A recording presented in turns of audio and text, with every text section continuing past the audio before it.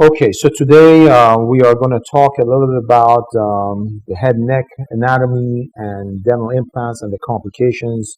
My name is Dr. Sharak Bagheri. I'm an oral and maxillofacial surgeon in Atlanta, Georgia, USA. I serve as the chair of the oral maxillofacial surgery division at Northside Hospital here in North Atlanta. Basically, the outline of our series of lectures, there's going to be 4 lectures, is going to be the following. Basically, we're going to talk a little bit about general head and neck anatomy and apply that to reconstruction of the maxillomandibular area, specifically related to dental implants.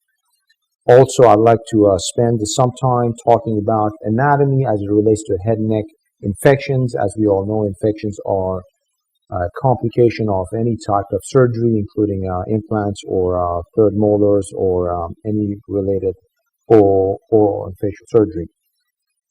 Third, I would like to go over the neuroanatomy of the maxillofacial area, and specifically a topic that is dear to my heart as I work on this area a lot is nerve injuries as they relate to the maxillofacial region, specifically dental implants or really any procedures in that area, how to prevent them, how to treat them, how to recognize them and manage them. And lastly, we'll touch upon vascular injuries, which are fortunately not as common, but when you do have them, they are oftentimes devastating.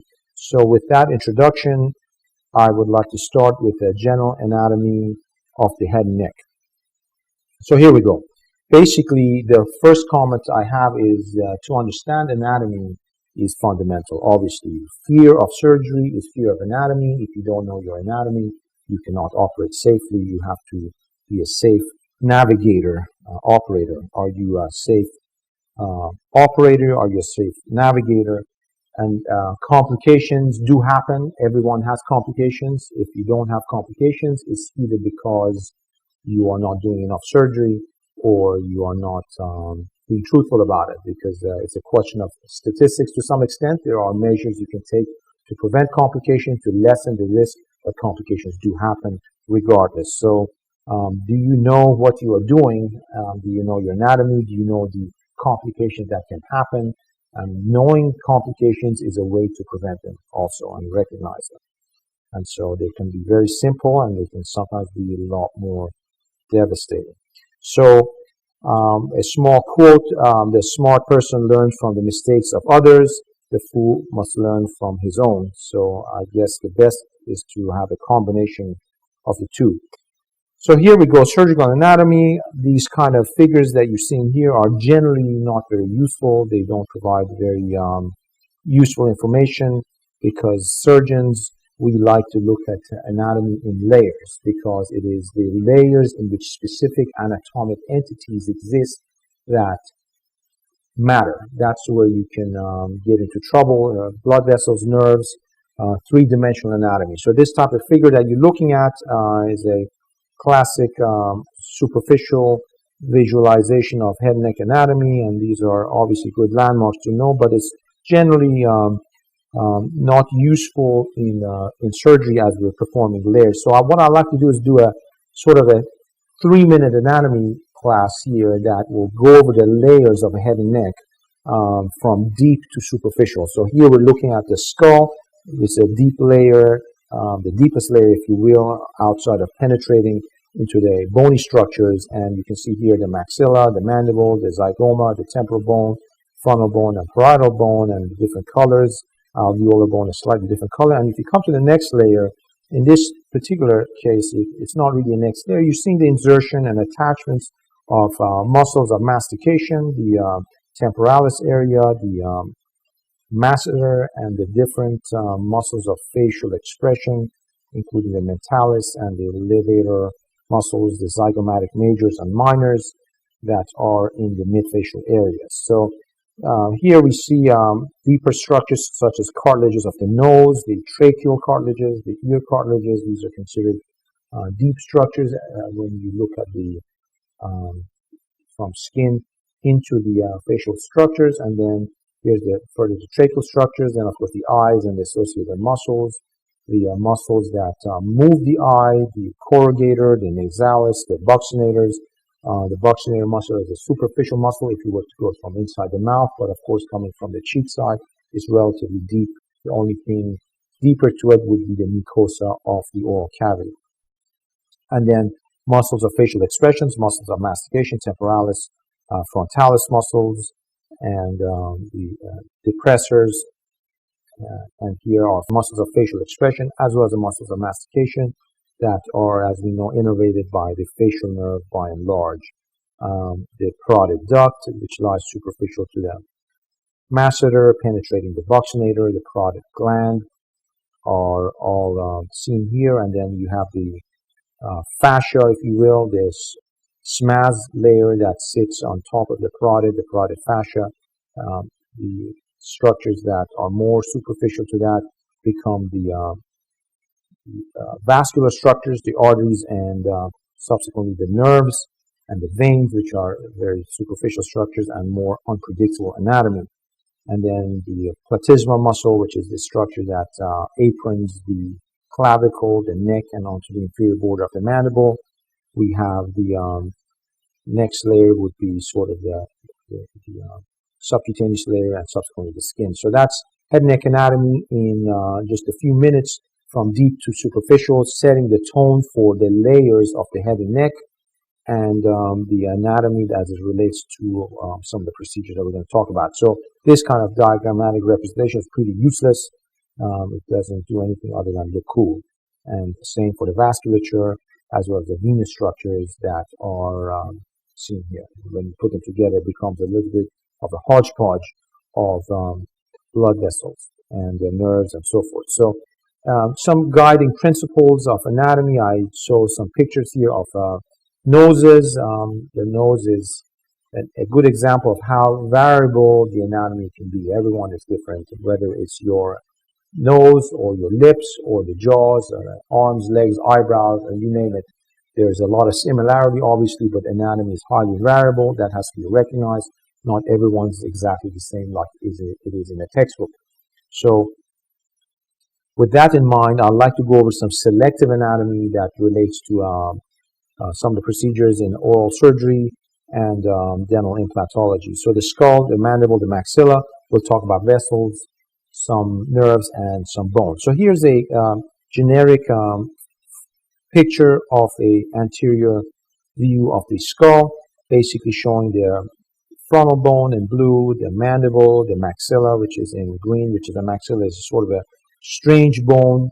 It is pyramidal in nature. You can see it sort of has a pyramid, the alveolar bone. It houses a good portion of the nasal aperture and has processes, frontal process of the maxilla that goes as high up as to the almost to the glabella area, period.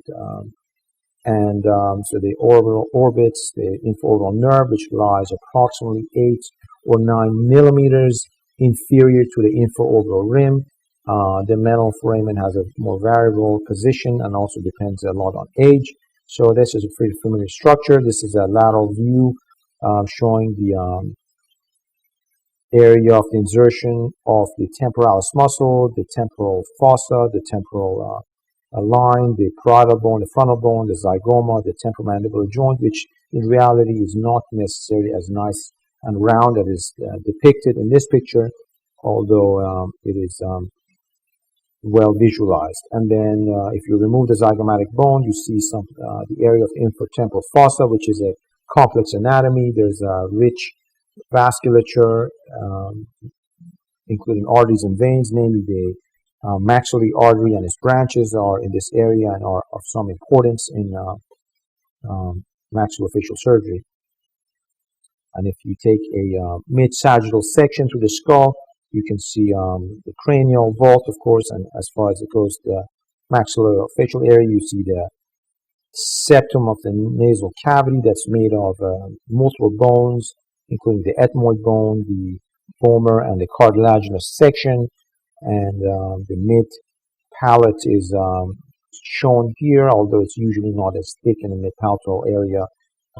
Usually that bone is slightly thinner in the vertical. And so here's the mandible in 3 dimensions, and different areas denote different areas of the mandible, the body, the angle, the coronoid, the condyle, the symphysis area, the external oblique ridge, and anterior view. The mandible has a interesting anatomy. It's the only bone in the body that has a double jointed, if you will. It's the left joint is dependent on the right joint as opposed to the elbow. Of course, you can move your right elbow and not move your left elbow, whereas the temporomandibular joints have to work in synchrony. And it's also a joint that both translates and rotates and has a complex anatomy related to it, which is beyond the scope of this discussion. And here's another view of the mandible. I would like to outline here a couple of points. One is the position of the lingula, which is a good landmark to identify the entrance of the inferior alveolar nerve, or better said, the neurovascular bundle that enters the body of the mandible. This position is usually not a whole lot more superior due to the occlusal surface, so it's easily identified a couple of millimeters, if not at almost the occlusal aspect of the mandibular teeth on the medial aspect of the mandible. The external oblique ridge is of importance because it gives strength to the mandible, the body of the mandible, the angle, the ramus. This is called the ascending ramus, the attachment of the temporalis muscle. Note the smaller mandible here, which is an infant mandible, and that's notable that the mental nerve or mental foramen is inferiorly located in a child mandible, which is interesting. That as we age, you will find that the position of mental nerve becomes more superior, and it's not that the mental nerve is moving; it's the differential absorption and deposition of bone. In essence, as the alveolar bone resorbs, the position of the mental nerve becomes more superficial.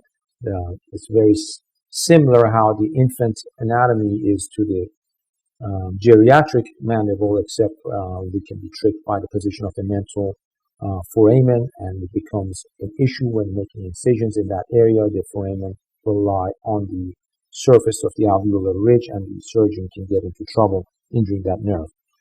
So to moving along, the CT scans are helpful. You can use them to further outline the mandible, its anatomy, its structures, and guide the clinician to better understand where to place implants, how to plan it, how to look for pathology.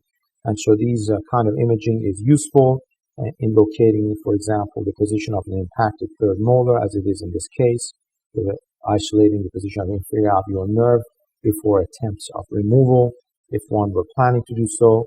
And so I'd like to discuss now a few cases that will help relate some anatomic principles to oral surgery. So here's a panoramic radiograph showing a large radiolucent area associated with the third molar that is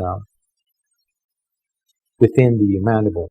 And so in this case, the inferior alveolar nerve has been pushed inferiorly because of this pathology and being pushed outside, if you will, of the confines of the pathology by and large. Although a CT scan would be helpful to further delineate this, the surgeon should be very cautious to pathology displacing anatomy, which is the point I was trying to make.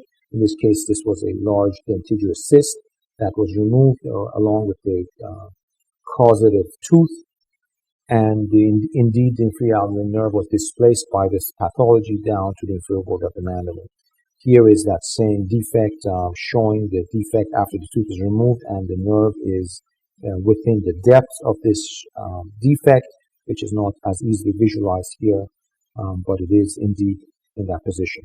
So I would like to talk a little about selective anatomic features. The mental nerve is my good friend. This is a chin advancement surgery, and a lot of the anatomy that we learn is from operative surgery, including cosmetic surgery, which allows surgeons to enhance their ability to move soft tissue, bony tissue, and therefore I want to make the point that it is surgical experience that by and large enriches one's knowledge of anatomy as well as scholarly activities. But I learned the anatomy of the mental nerve as I was doing a lot of genioplasty procedures, and the mental nerve, as seen here in this mandibular sliding osteotomy, is seen clearly here as it branches into the lip. Notice how superficial the nerve is. It's just under the mucosa as it extends anteriorly, and it's quite easy to injure it if one is not cautious about its position. Here's another patient. This is a dissection of the mental nerve and its branches for a nerve type of repair surgery, but I use this picture to demonstrate its anatomy. Look at the position of the nerve. It does have a small neuroma, in this case in continuity with one of its branches at this furcation area, which is the reason of this particular procedure. But you can see how it runs relatively close. It's a large trunk that comes out of the foramen and can be hurt if the surgeon is not conscious of its position. This is a close-up view showing the neuroma that was mentioned, the small vessels, the vasa vasorum that is associated blood supply to the nerve. And here we have a closer up. You can see the periosteum size. The nerve is in this particular case slightly higher than expected, probably just at the apex of these premolars that's seen in this picture. Here's another picture where the mental nerve is bifurcating at the region of the foramen. So in the prior picture, the mental nerve was bifurcating late, almost a centimeter and a half outside of the foramen. Here is bifurcating almost immediately after its exit from the mental foramen. And here is another example of the mental nerve bifurcating approximately a centimeter and a half or so after its exit from the foramen. This case also shows a traumatized mental nerve from excessive stretching, and you can see a little bit of a erythema and swelling of the nerve in this area that had caused this patient to have a paresthesia that compromised dysesthesia, painful sensation, as well as some degree of loss of sensation to the mental nerve. This shows a patient with a double mental foramen. So indeed, you can have variety in anatomy, as we discussed. Double foramen. The good news is that you have a spare one, and I mean that in a jokingly. The bad news is that you are more likely to injure it because it's two of them. So one has to be careful with this. You can see this on a panoramic radiograph, if not on a CT scan, and it is something that it's not super common, but one has to be aware of its existence. Here is another dissection of the mental nerve. Again, notice how superficial the branches are, especially as it approaches the anterior aspect of the lower lip. The nerve is right there, right under the mucosa. A very small incision with a blade could injure it and render the patient anesthetic in the lip distribution. And here's a same picture showing this branching of the mental nerve right under the mucosa of the lower lip. So here's a concept that is of importance. The inferior alveolar neurovascular bundle, as I show, travels in the mandible, as we all know. And once it reaches it's close to its exit point, it does not necessarily go straight to the foramen and out. There could be oftentimes a curve, if you will, a distance h as is shown here, where the nerve projects anterior to the most anterior aspect of the mental foramen itself. So therefore, in essence, we have to be cautious placing implants or any procedures that are anterior to the mental foramen are not necessarily safe as far as injuring the nerve in the bony canal. So this distance h is best kept safe at least 2, if not 3 millimeters to give a margin of safety for placement of implants in the first bicuspid area. And equally, this distance g, the nerve can be inferior as it projects back up to exit the foramen as shown here. So let's move on to another nerve. It's the lingual nerve. The lingual nerve is my good friend since unfortunately I see a good number of injuries to this nerve from a variety of procedures in the mouth. The lingual nerve, as seen here, travels from the branch of the third division of the trigeminal nerve as it exits the foraminal valley and enters and travels between the body of the mandible, and this is the medial pterygoid muscle. This, of course, is a cross section looking from inside the mouth towards the outside, and this is the commissure of the mouth, and this would be the area of the cheek. Mandible has been cut here, the mylohyoid muscle, and this is the lingual nerve traveling between the mandible and the medial pterygoid muscle, and of course, as it further projects, it's colored here in green. You can see how it travels right in the area of the retromolar pad, on top of the mylohyoid muscle, underneath the submandibular duct, as shown here. So, okay, and that's here. So I'd like to show further extension of the lingual nerve as it projects into the tongue. The one thing about the lingual nerve is that it branches late. It maintains a fairly large diameter and trunk as it projects into the tongue, and branches, as you see here in this picture, with multiple small branches relatively late. Therefore, injuries to its trunk are amenable to causing total anesthesia of that distribution of the nerve, the hemi-tongue, anterior 2/3 of the tongue, that is. So that's just a note of caution. And of course, this other big structure here behind it is a lingual artery, which is also a relatively large vessel that can be injured if one penetrates the tongue. So here's another view from a anatomic picture showing the lingual nerve as it crosses underneath the submandibular gland, and it's a fairly reasonable representation of the true anatomy of this nerve at this region. So here I show this dissection. This is a patient that had a paresthesia or really dysesthesia, painful sensation of the lingual nerve distribution after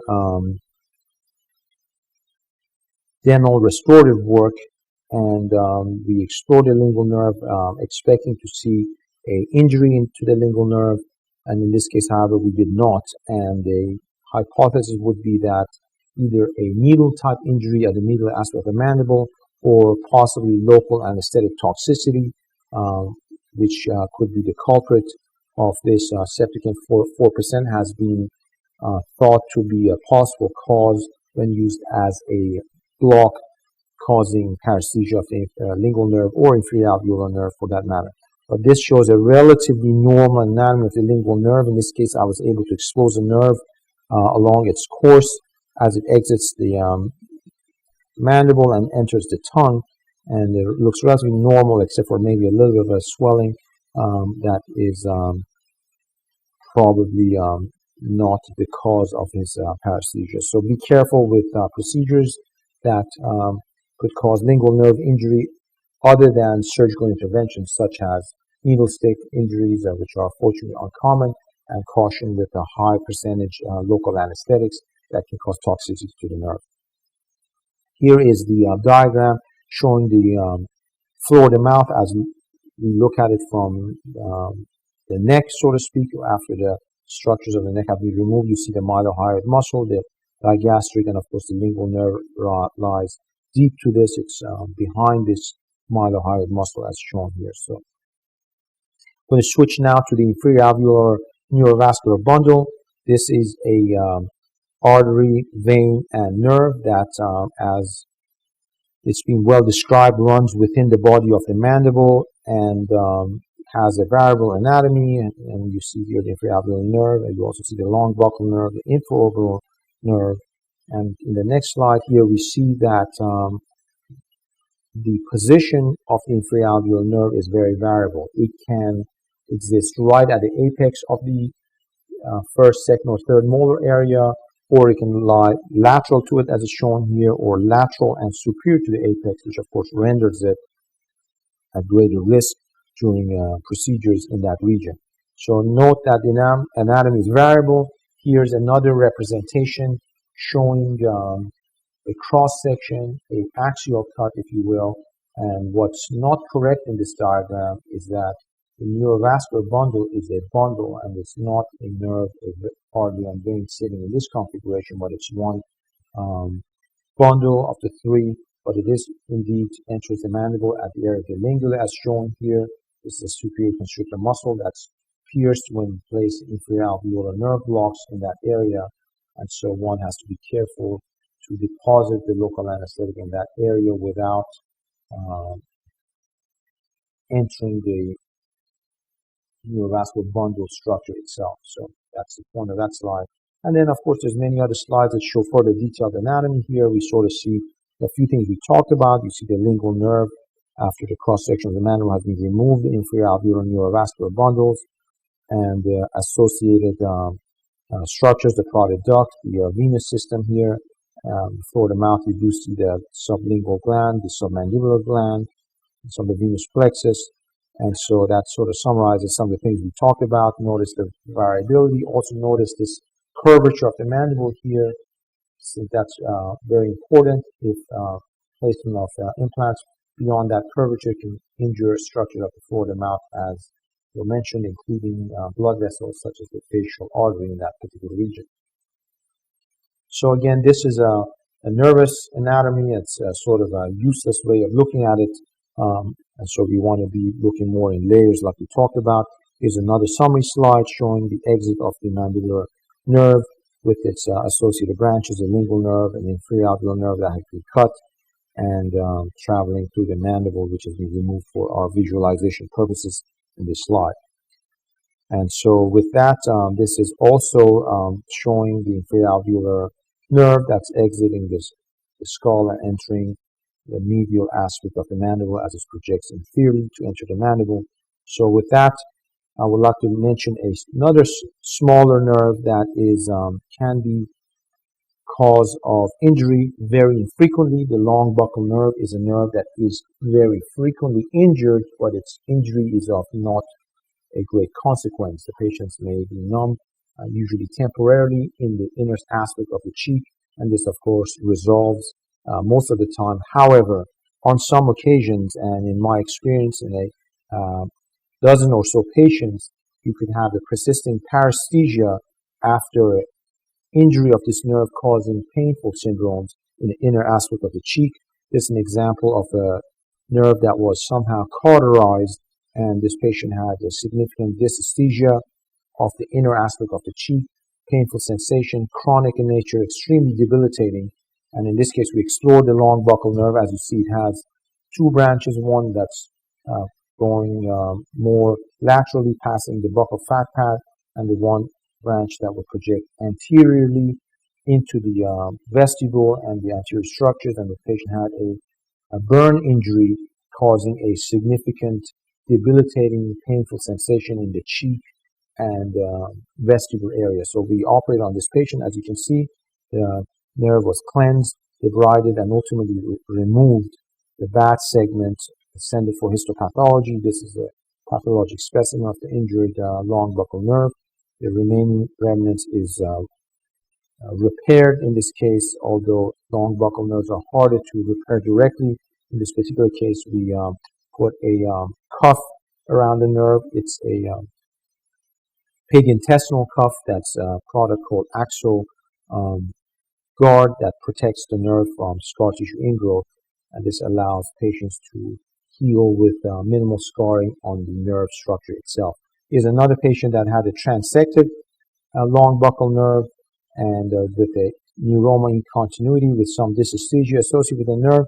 The nerve was explored and was allowed to remove the neuroma, and these surgeries are not necessarily always successful, especially if you're operating on the patient's leg. So you want to do these interventions as soon as possible or as soon as diagnostically feasible.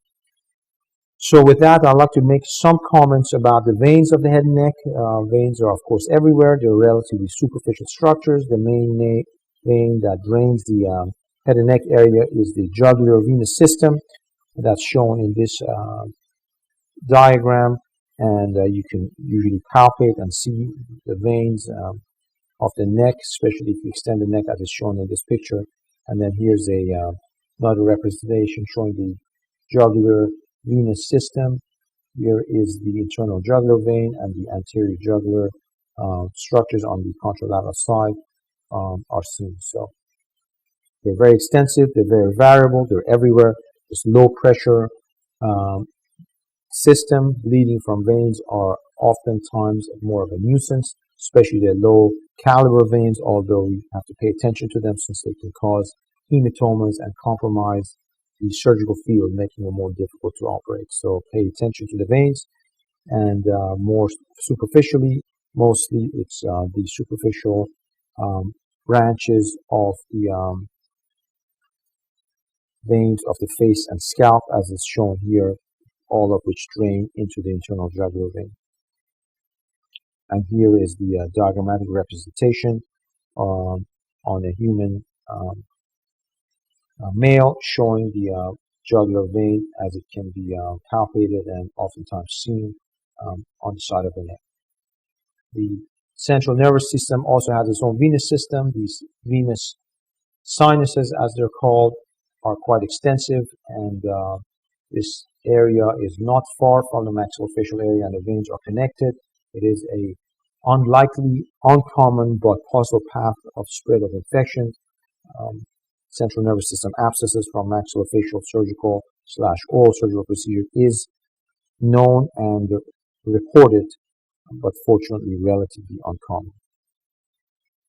Let's talk about arteries. The main arteries I'd like to focus on are the branches of the external carotid, namely the facial artery, one of them that has this angular structure or angular course through the midface, anastomosing with some of the other vessels from the superficial temporal, which is the other branch that extends on the temporal aspect of the face.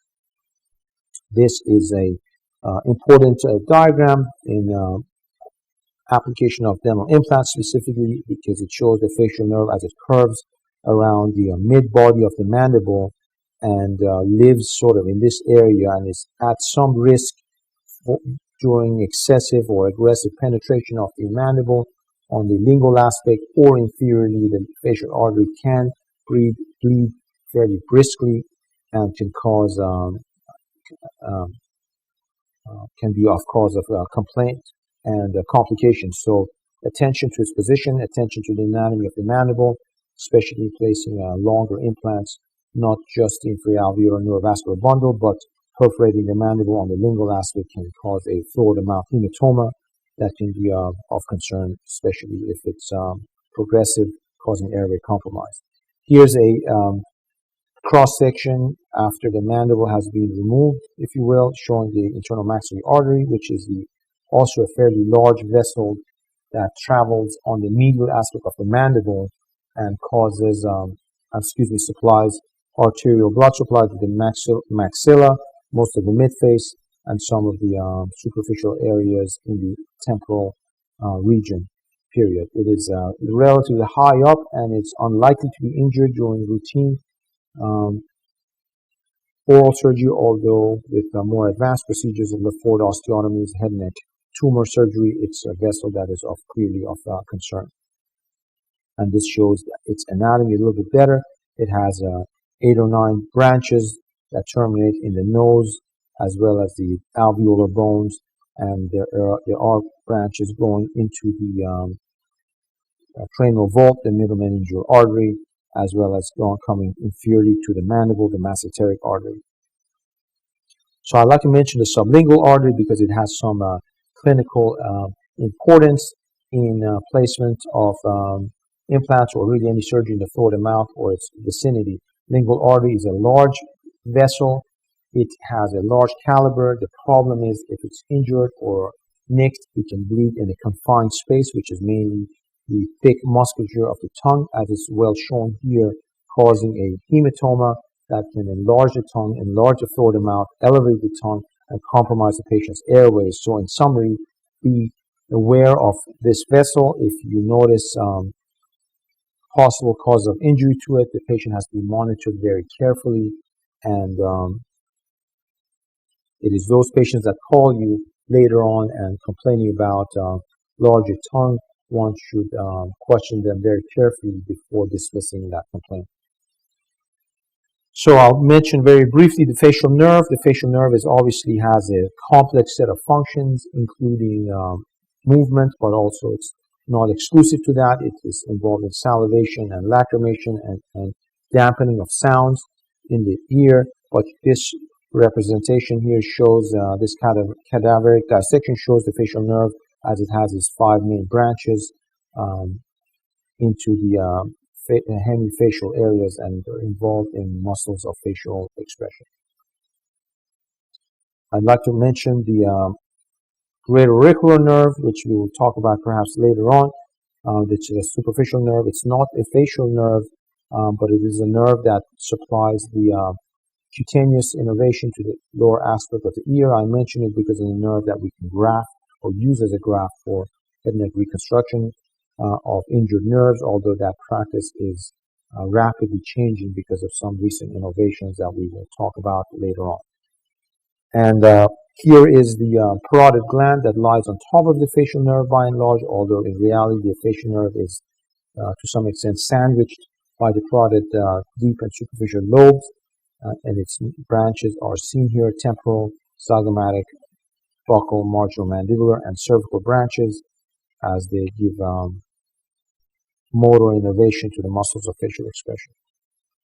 Facial nerve is very complex, and its study should be compromised. Its non-motor functions, which we won't mention here, and that can be quite involved in tumors of head and neck that impinge on this nerve. I'd like to talk about the maxilla. The maxilla has a interesting anatomy. This is a hemimaxilla. You can see the maxillary sinus. You can see the alveolar bone, this extension superiorly. This is the frontal process of the maxilla. The alveolar component. So the maxilla is a difficult bone to visualize three-dimensionally. It is a important bone, of course. It houses the teeth. It houses the entire maxillary sinus and involves the nasal cavities and posterior structures, including the orbital, including the orbit. And so here's an anterior view of the same bone.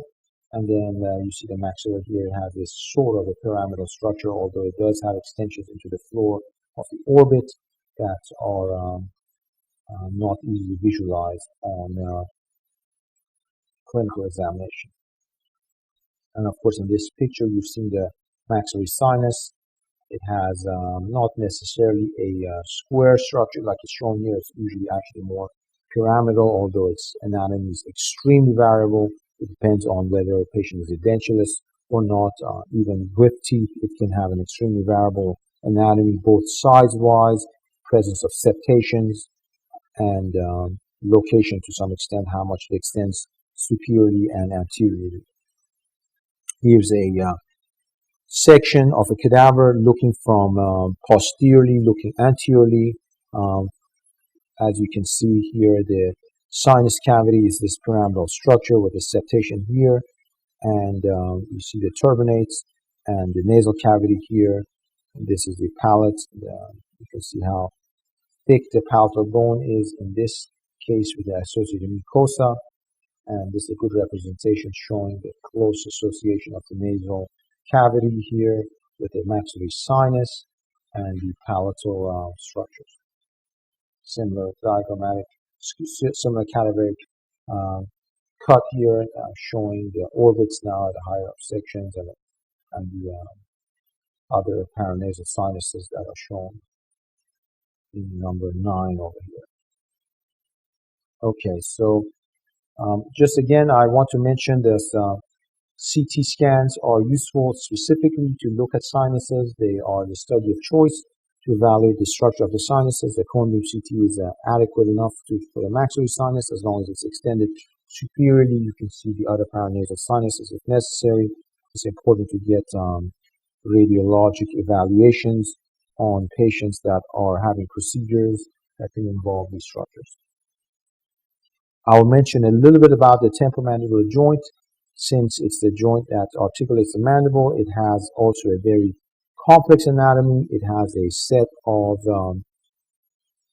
ligaments, capsular ligaments that encase it and make it not as apparent in surgical dissection in a live patient because the um, ligaments merge with the fascia and are not often as well discernible as it is here. But essentially, there's a lateral capsule, there's a medial capsule, and there's proximity of the maxillary artery on the medial aspect and the mandibular nerve and its associated aortic ganglion, as is shown in here on the medial aspect.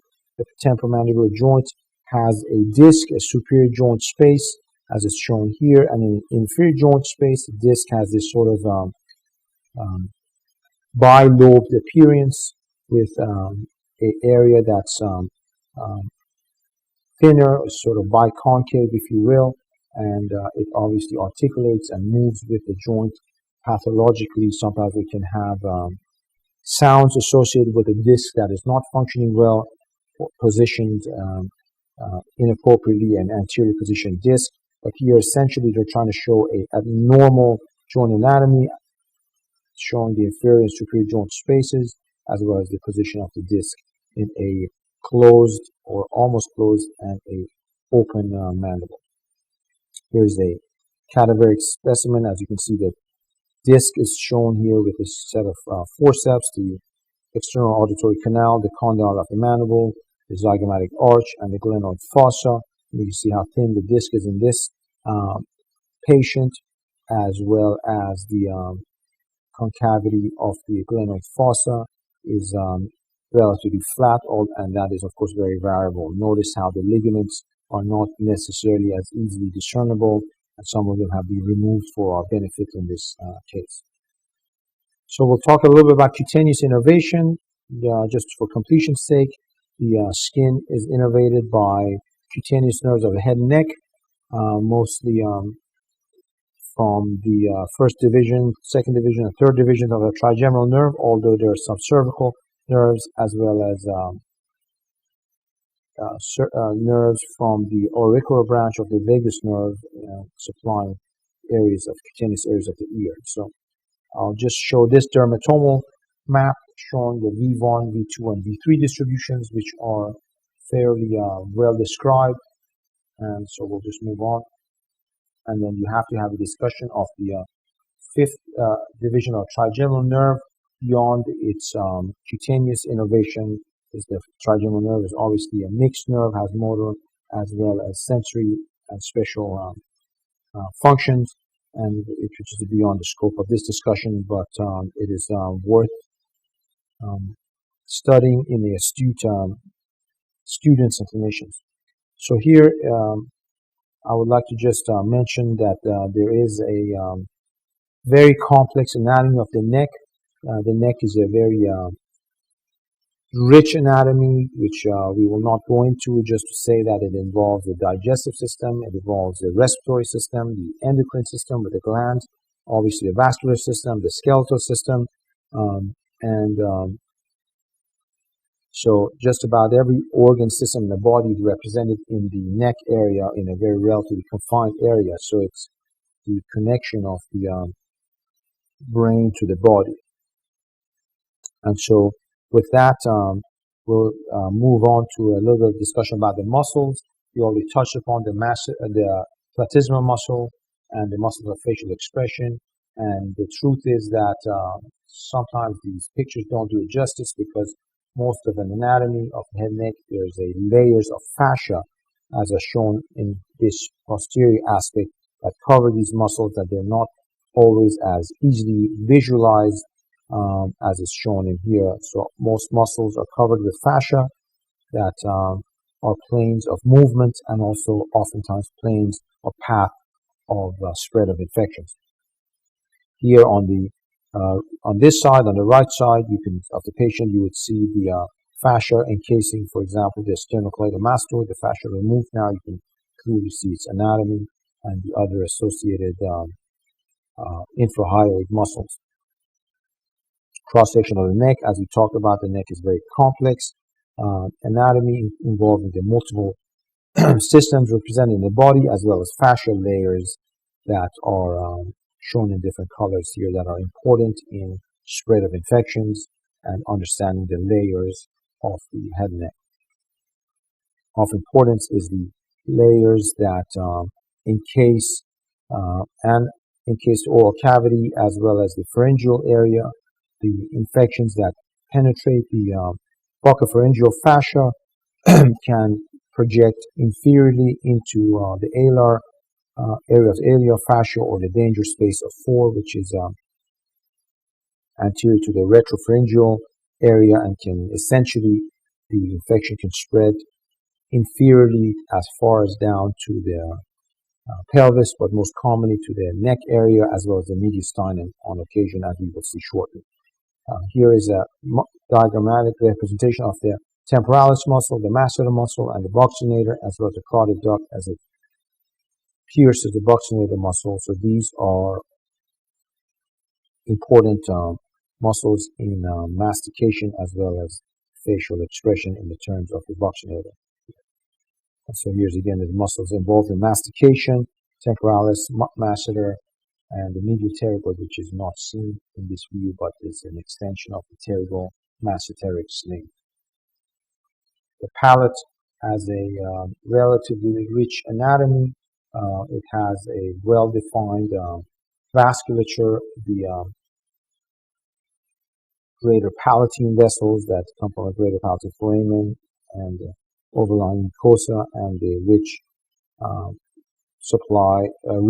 series of glands that produce saliva that can be cause of pathology in frequent cases. So here's the summary of the cranial nerve. We talked a little bit about the cranial nerve 7, the cranial nerve 5, and there are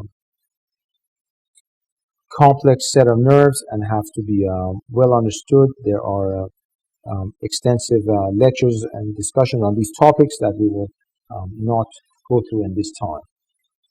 No discussion of anatomy of the head and neck is complete without mentioning of lymphatics, which are a series of nodes within the head and neck. There's about 300 lymph nodes in the head and neck area, 150 per side approximately. They are responsible for draining inflammatory or diseases of the head and neck, as they are involved in immune response. They are also enlarged in inflammatory or neoplastic processes and can be responsible for the spread of infection or cancer, specifically oral squamous cell carcinoma. So here we see a series of lymph nodes, the greatest one here being the jugular digastric node, or the node of Starr, that lies just inferior to the angle of the mandible, sitting on top of the great vessels.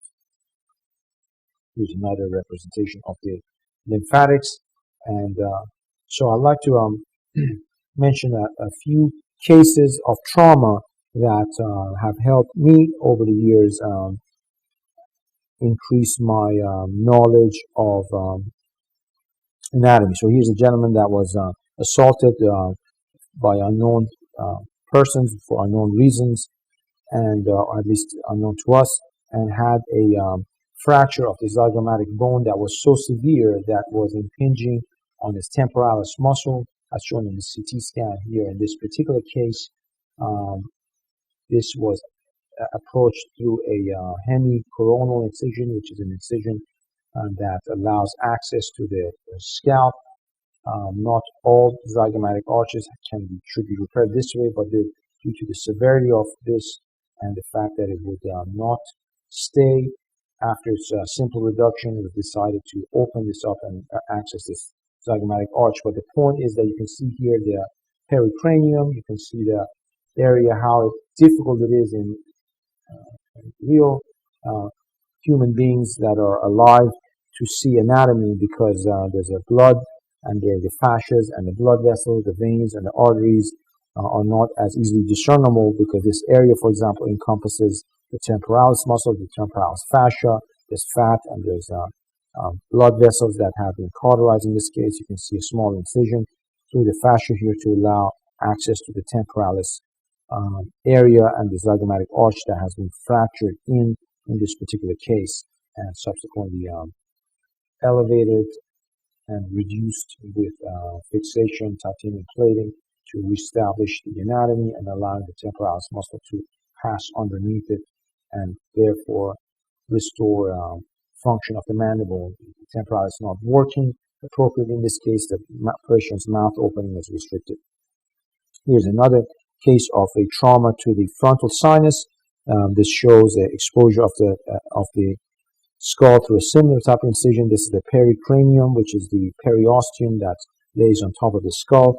This is the frontal sinus that was injured, and the point is that the pericranium, the periosteum, is very thick, it's very vascular, and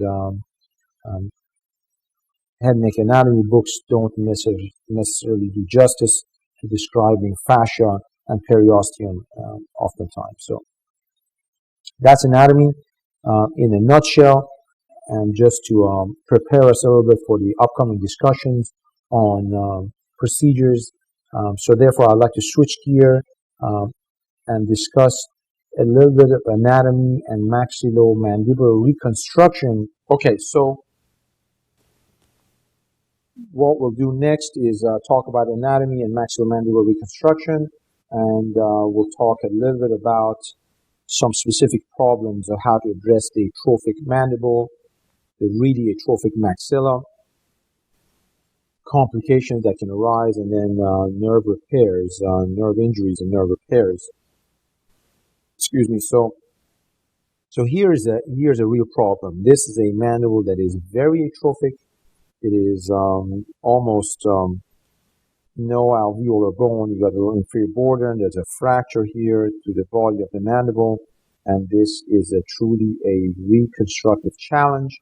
The maxilla actually is not as bad. There is a good height of bone, so the mandible is the main issue. And this, if one wanted to reconstruct this, you would have to get some extensive bone grafting involved and to strengthen this mandible if the goal was to achieve it with dental implants. Even without dental implants, the fracture clearly has to be corrected, and some level of bone grafting is really necessary to strengthen this mandible for long-term viability. Of course, the patient's medical conditions have to be taken into account. But so what can you do? What are the options? There are several options. The traditional vestibuloplasty, which is sort of fallen out of favor, is not really an option because you need some level of height of the mandibular body that does not exist in this particular scenario. But vestibuloplasty is an option in select cases. Implant reconstruction is clearly in our thought process. We obviously will need some degree of bone grafting and fixation to correct the fracture. And even if you did not have a fracture, you want to be able to strengthen this mandible so that it does not get fractured, even if it wasn't.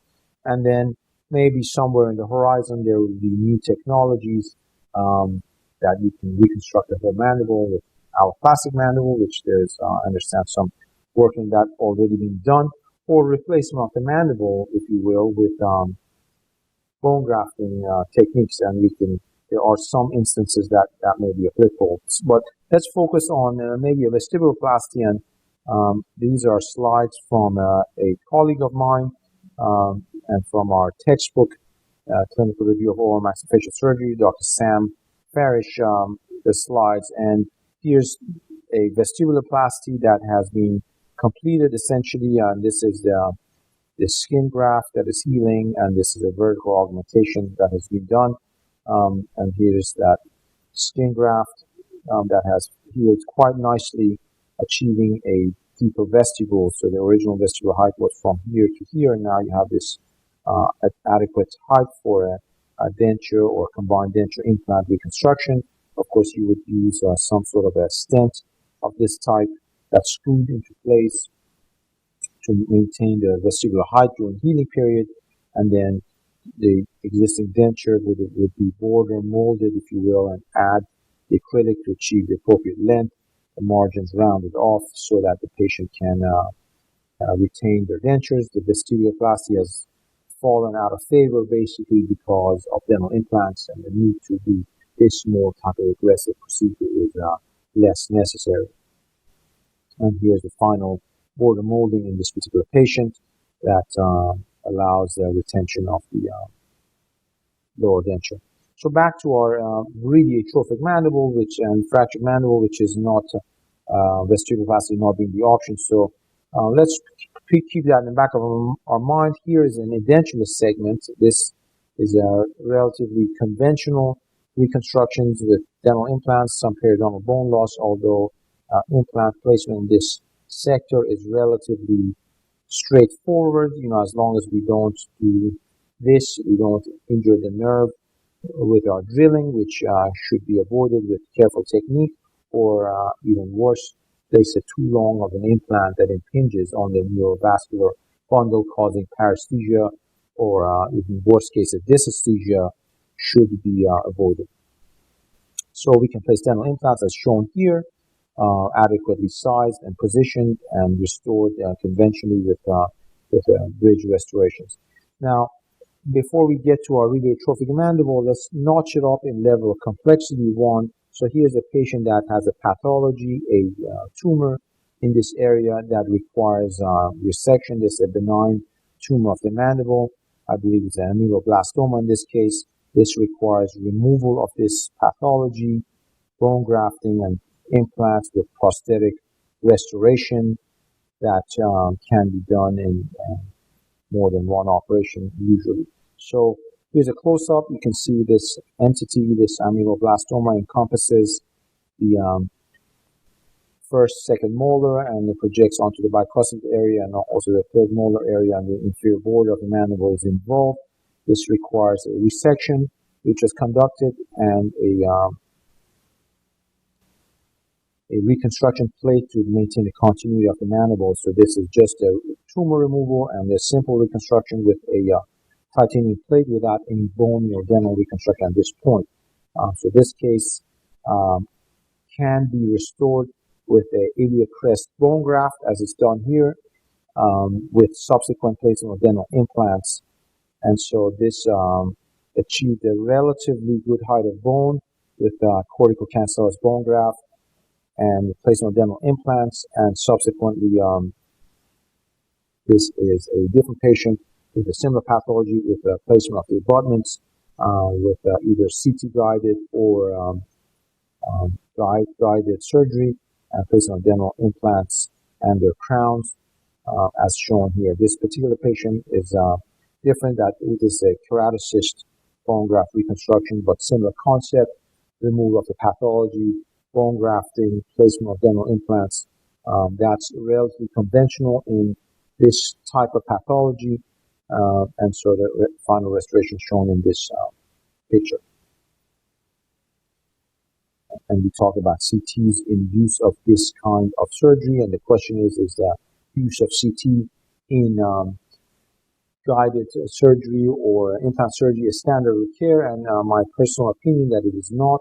It is useful to have CT, and it's sometimes helpful to see anatomy and plan of surgery, but it depends on the complexity of the case. If not all surgeries require CT, it's basically nice to have it, but it's not a necessity. It's not the standard, in my opinion. Here's another case before we get to a really difficult case, and this is a CT showing the inferior alveolar nerve, the edentulous areas, and so the CTs are useful for these kind of things. They're also useful for pathologies if you can get three-dimensional models made fairly easily from a CT that's shown here. This is also a tumor of the mandible. The reconstruction plate can be bent beforehand so that time is not spent during surgery. The surgery can be better planned from these 3D models. So indeed, the surgical guides, the CTs, are very helpful in planning and oftentimes saves time and increases accuracy. In this particular case, we would have to borrow some bone or harvest some bone from the iliac crest, which is a common site for larger quantities of corticocancellous bone are needed. And this picture from our book shows the incision placement for that, and then associated nerves that have to be noted. Also, the tibia is a source of also bone graft that's become a little bit more popular since it has a lesser downtime. It can be done in the office with some under sterile technique, and a small incision on the Gerdy's tubercle. And one can harvest a good amount of bone from the tibial plateau, if you will, and use in implant reconstruction. In that tumor case that we show, this is an incision, shows a bone grafting, placement of the titanium plate, a resolver plate to maintain the bone position, and this is a hip graft. The amount of bone necessary can only be obtained from a hip graft. This is one way to reconstruct the defect of a mandible. It depends on the pathology and the desired and planned reconstruction. And here is a mandibular reconstruction after tumor resection with corticocancellous bone grafting from the iliac crest period. So we talked about some cases that have some reasonable solutions, and we're back to this real problem. Can this get any worse than this? And it truly can get worse. It can get worse medically, and it can get worse by fracture. If the mandible fractures, you can have this bucket handle type fracture where airway can be compromised. So indeed, if I go back to this slide, this is a problem, because if this side also breaks, this patient can have a airway issue and becomes more than just a fracture with a necessity for teeth. So it can get worse, and this is how it would look. This is an unstable flail mandible. The patient can be in respiratory distress, and the immediate treatment would be to hold the mandible in position so that it would increase the anterior posterior projection of the mandible, open up the airway until definitive treatment can be rendered. This is an old school way of treating the atrophic mandible. So I just mentioned that it's not really practiced anymore. It's fraught with complications and failure, the transmandibular implant. And so let's go back to this mandible that's atrophic, that's not fractured. It's slightly different than the one we saw. These are slides from our current therapy and oral maxillofacial surgery textbook that we will discuss some options here. So the option is to do nothing, which is potentially problematic with a high risk of fracture. Osteoplasty is not really an option. Grafts are an option and have to be more extensive. This can be done through a transcutaneous incision to access the mandible without going through the oral cavity, lessening the risk of infection. It also actually gives you a fairly good access and allows you to visualize the mandible.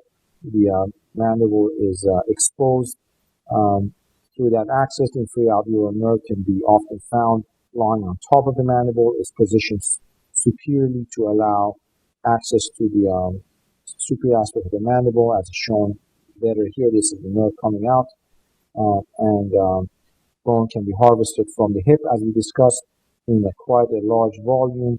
Up to 50 cc's can be harvested. 25 to 30 cc's is very easily in most adult patients. And then full exposure of the anterior mandible to this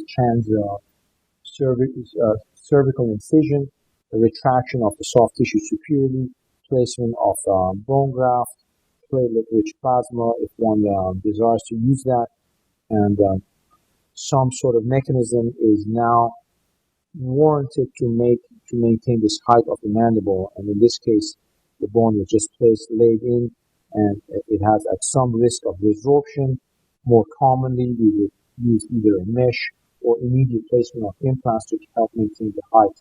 Although this particular case by one of my colleagues that's in our book shows a well-healing mandibular bone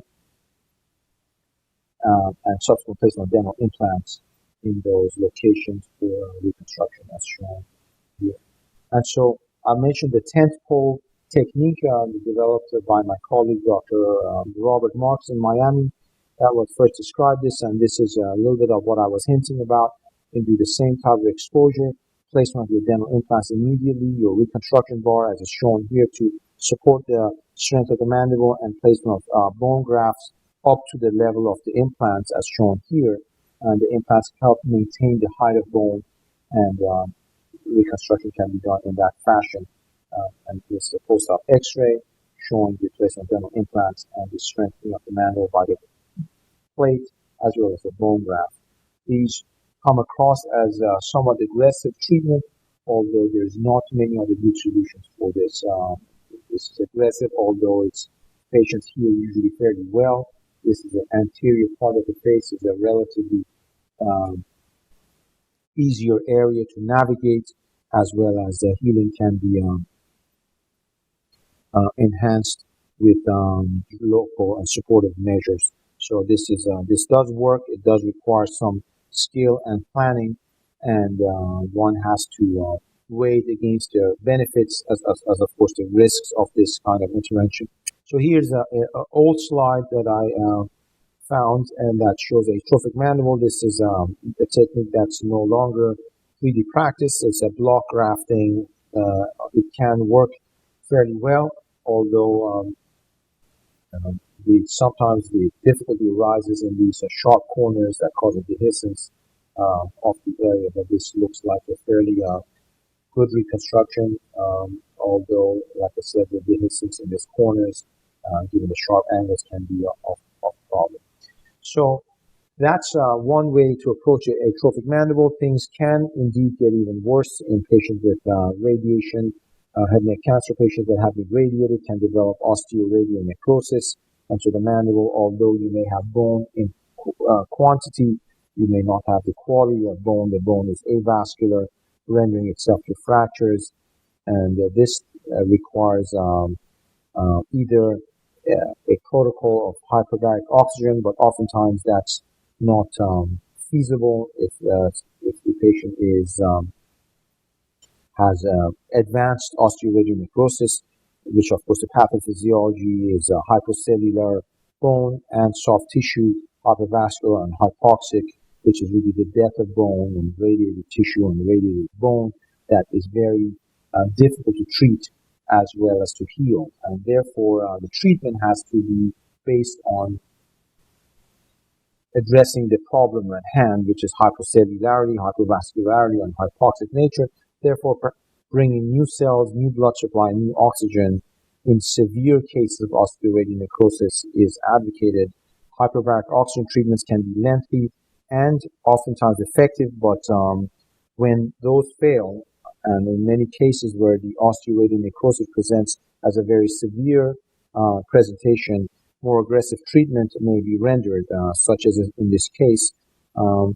This is a atrophic mandible with radiated tissue that has fractured, and the bone is very avascular, as is the tissue is radiated and sclerotic in nature. This can be treated with a harvest of the fibular vascular graft with the aid of a microsurgeon that can harvest the flap and allow the surgeon to insert a new bone from a distant site with its own blood supply, meaning that the mandible, the hemimandible that's reconstructed, has its independent blood supply attached to the vessels of head and neck, meaning the blood supply is reconnected as well as the artery and the vein to give it new sources of blood, oxygen, new bone, new vasculature, new cells that are not radiated. And this allows the patient to heal in one surgery and achieve closure and avoid complications of an open wound, sepsis, and infections as can be seen with those. So this is a patient with a new tissue, new bone, new blood supply because of free vascularized flap from the fibula area. So here's another case that has a tumor also, and these tumors can be reconstructed with resection and 3D models that can be used to pre-bend your plates and placement of the plate after resection of the tumor and subsequent bone grafting. And this is by one of my colleagues, Dr. Potter in Texas. And these slides are from our textbook again. And this is a reconstruction of the bone grafting, the resorbable mesh, and subsequent placement of dental implants as guided by CT oftentimes. And this is a guided tissue surgery, placing one of the dental implants into the area of the defect, showing the restorative phase of it, and the credit goes to the prosthodontist that aids in restoration. There's a great deal of skill involved in that component, as well as its maintenance over time. So here is a last problem, so to speak, which is a combination of all the problems we talked about: a necrotic mandible, a radiated mandible, a trophic mandible, and as well as a fractured mandible with failing implants and ongoing chronic infections, as well as previous cancer patients. So, total mandibular reconstruction. Indeed, you can resect the mandible and reconstruct it. This is a resected mandibular section, dead bone, fracture, failing implants, and again, a fibular graft can be harvested with skin if needed. And this is courtesy of my colleagues, Jason Potter, and who's harvest the flap, and the flap can be adapted to the shape of the mandible by a prefabricated jig and a splint, as well as a 3D model of the mandible to be, and the plate can be rebuilt. The plate can be bent as such, as well as the mandibular bone recreated by specific osteotomies in the fibular bone with this guide that is made from a prefabricated CT. And so the segment can be inserted into the mandible, screwed into place, and reconstruct or rebuild the mandible, oftentimes with a bony reconstruction at the same time. This is a post-operative panorex showing a reconstruction of the mandible. Let's switch gear and talk about the atrophic maxilla, which has its own set of problems. The options for a very atrophic maxilla are traditional bone grafting, sinus lifting, and which are obviously have seen a great deal of success. It depends on the classification of the atrophy, class 1 through 6, class 6 being the most atrophic with almost no bone in the area of interest, versus class 2 that has adequate bone. Class 1 is with the tooth in position. And so to perform maxillary augmentation procedure, obviously understanding of maxillary anatomy, as we talked to some extent, the maxillary sinus, its drainage capabilities, its presence of bone, the position of the nasal cavity, as well as the proximity of the orbits are important. And so conventional placement of dental implants, cone being guided surgery, sinus augmentations can be done with a variety of bone grafting options. Sinus lifting can be done through a window entry into the maxillary antrum, and subsequent displacement of the Schneiderian membrane superiorly, placement of bone graft as it's shown in these slides, and the bone is pushed in, and the bone graft can be harvested from a site of one's choosing or mixed with mineralized and demineralized bone. And in this case, it's the iliac crest bone that was harvested and milled into smaller chips and used ore from the tibial plateau, as we talked earlier. Either way, the implant reconstruction can be done subsequently after the bone is consolidated, or if your implants can achieve primary stability, the implants can be placed at the same time as your graft. So here's that one patient, showed the implant reconstruction, post-operative sinus graft, and implant placement at approximately 5 months. Here's another patient with a similar type of results, and restoration subsequent to that. So a complication of sinus lifting that I mentioned at this point would be the displacement of the implant into the maxillary sinus. This is uncommon, although it can happen. It can be quite concerning to the patient and the clinician. These implants obviously have to be withdrawn. In this particular case, there's loss of bone height in the mandibular implants. Also, this can be removed through a separate Caldwell lock incision or through the implant site, although the danger of taking out the implant site is that you will probably enlarging the hole and complicate future surgeries for implant reconstruction in that area. So here's a preoperative view of the anticipated sinus lift procedure and the subsequent placement of sinus lift with cortical cancerous bone and placement of dental implants in this case. So back to the atrophic maxilla. The maxilla has been divided into three zones: premaxillary zone, the bicuspid zone, the posterior molar regions, and back to this really atrophic maxilla again. Sinus lifting is certainly an option, but can sometimes be complicated when you have a lot of atrophy. The more recently, the all-on-4 or all-on fixed set of implants, 4 to 6 implants with the angled implants have been extensively discussed and published because it avoids the need for sinus grafting and it works quite well. So that's definitely one option in the atrophic maxilla to avoid the sinus lift and the bone grafting. If there's anterior bone that's adequate, this kind of treatment is oftentimes very successful. Lower hybrid upper overdenture with 4 implants is what's shown here, and these are all on 4 implants as we just saw, preoperative and postoperative views, and credit goes to my colleague, Dr. Kumar Patel, who's a restorative prosthodontist in this case, and you see the preoperative and postoperative views of this can be achieved in one day. The temporization and final prosthesis proceeded at a later time. So here's 6 implants in this other patient. This is a screw-retrained immediate loading implant reconstruction on this other patient. So with those conventional sinus lifting and all-on-4s are well described. I'd like to mention the zygoma and the zygomatic implant.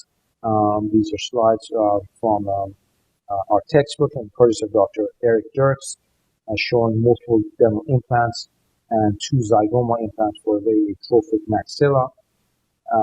In this case, to avoid bone grafting, the zygoma implant has a angled, 45-degree angled head that takes into account the position of the zygoma implant. And here's another patient that had a hemimaxillary resection because of a tumor and was reconstructed with a zygoma implant to avoid extensive bone grafting. Here's another patient with a bilateral zygoma implants. And you can see how atrophied the maxilla is, and you engage the zygomatic bone superiorly to stabilize your implants. The concept is basically utilizing the bone of the zygoma that is resistant to the regular resorption, as is the alveolar bone. Different techniques are utilized. One technique shown here is to open a small window so you can see the positioning of your zygomatic implant as it approaches the notch in junction of the temporal extension of zygomatic bone and the frontal extension. So this allows visualization and placement of your dental implant. You have to put a retractor to position your instruments and guide your placement if you're not using a CT guide. But here's a acrylic type model showing zygoma placements, zygoma implant placements. The most important factor is that the implant is well positioned in the body of the zygoma. Exposed threads in the more inferior region is not of concern necessarily, as this implant is about 40 to 45 millimeters in length. It's excellent for hemimaxillary reconstruction. Slides are courtesy of my colleague Dr. Dirks. In this patient, double placement of zygomatic implants can be achieved, and the placement of the prosthesis subsequently to quite quickly restore this patient without extensive bone grafting techniques that can involve extensive surgeries such as free flaps and radial forearm or fibular or scapular or iliac crest bone grafts for maxillary reconstruction. So this provides a very non-aggressive option to a very difficult problem. And as you can see here in another patient with a combination of a zygoma implant and a pterygoid implant.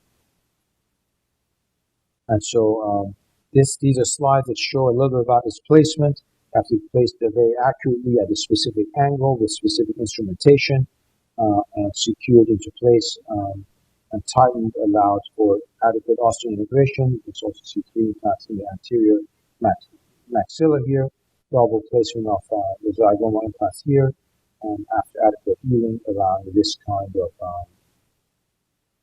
healing. So these are all on a 5, if you will, with 2 zygoma implants in the maxilla. So we've talked about the edentulous mandible, the trophic mandible, the necrotic mandible, the trophic maxilla, mandibular replacement.